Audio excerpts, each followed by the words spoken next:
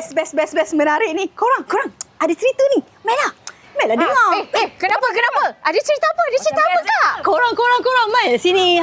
Ni ada berita baik.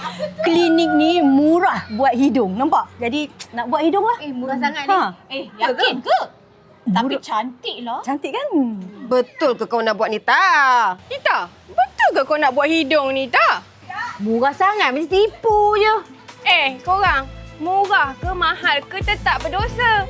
Jangan diikutkan kata syaitan. Dengar ni.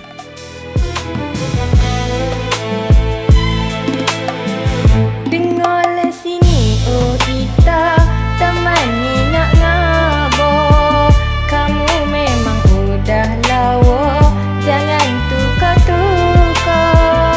Usah ikut trend terkini, bedah sana sini. Jadilah diri sendiri, kekal identiti.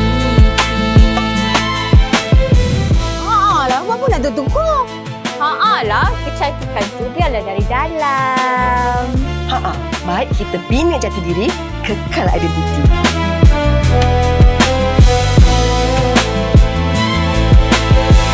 Dengarlah sini, oh kita, dunia ni tipu-tipu saja. Jangan mudah terpedaya sampai lupa siapa kita. Walau ke mana kau pergi, kuatkanlah jati diri. Usaha diikutkan hati, merana nanti. Dengarlah sini, oh kita, kami ni nak ngamuk. Kamu memang udah lawa, jangan tukar-tukar. Usah ikut trend terkini, bedah sana sini. Jadilah diri sendiri, kekal identiti. Betul jugalah cakap korang. Jati diri aku tak cukup kuat. Mudah terpengaruh. Apa masalah dengan identiti kita? Dah, jom kita masuk nasyid ni. JAIPK.